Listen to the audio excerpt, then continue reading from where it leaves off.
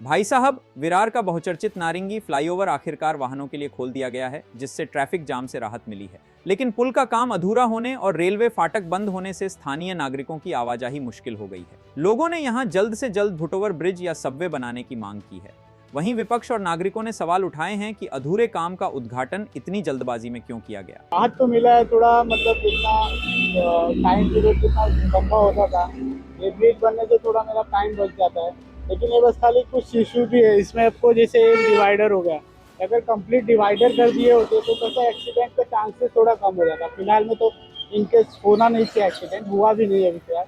लेकिन अगर ये पूरा डिवाइडर डाल देते थे ना यहाँ से वहाँ तक, वो थोड़ा इजी रहता था। वो प्रवास करतो कसं वाटतंय तर ब्रिज पूर्णच नाही झालेला आहे, डिवायडर नाही बनवलंय, पूर्ण ब्रिज नाही झाला तर त्याचं उद्घाटन कशाला केले? एवढी घाई कसली होती जर ब्रिज पूर्ण नाही झालाय तो? लोकांना चालण्यासाठी जागा कुठे त्या ब्रिज वरती? मला वाटतं की जेव्हा याचं उद्घाटन झालं त्यावेळेस बहुजन विकास आघाडी आणि भाजप हे दोन्ही पक्ष एकत्र आले, झेंडे पण खालच्या साईडला दोन्ही लागलेत. आता बघूया हे जे पूल आहे ते किती दिवस टिकतं आणि ह्याचं जेव्हा काही बरं वाईट काय झालं तर त्याचं खापर कोणाच्या डोक्यात फुटणार आहे हे बघण्याची गंमत असेल. देखिए, जनता परेशान थी मेन तो ट्रैफिक से, तो उस दृष्टि से देखोगे तो अच्छा हुआ। आवागमन का साधन हो गया है लोगों को, और यह बहुत लंबित था, तो ये होना अच्छी बात है।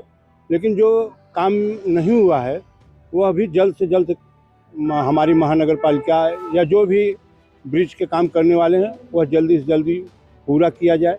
बघा, उद्घाटनाच्या आधीच आम्ही सांगितलेलं तर 5 दिवस लेट झाला असता तरी चालला असता. आता त्यांनी कामं चालू केलेली आहेत. तर लोकांच्या सुरक्षतेच्या दृष्टीने काही कामं होणं गरजेचं होतं, परंतु आता ते करत आहेत. फक्त जिकडे उतार आहे आणि जिकडे भराव आहे, तो स्लोप आहे, त्याच्या मधोमध सील होणं गरजेचं आहे. मग डिवायडरनी असेल किंवा कॉन्क्रीट टाकून सील होणं किंवा डांबर टाकून सील होणं गरजेचं आहे. अन्यथा जर तिकडे पाऊस पडला जोरात आणि तिकडे पाणी मोरलं किंवा त्याच्यावरनं वाहत गेलं तर निश्चित त्या भरावाला त्रास होण्याची शक्यता आहे.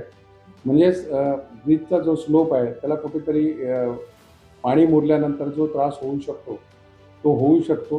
त्याचा देखील आम्ही पाठपुरावा केलेला आहे आणि लवकरात लवकर होईल अशी अपेक्षा बाळगतो. आमचा पाठपुरावा त्यासाठी PWDच्या मागे, राज्य सरकारच्या मागे चालू आहे.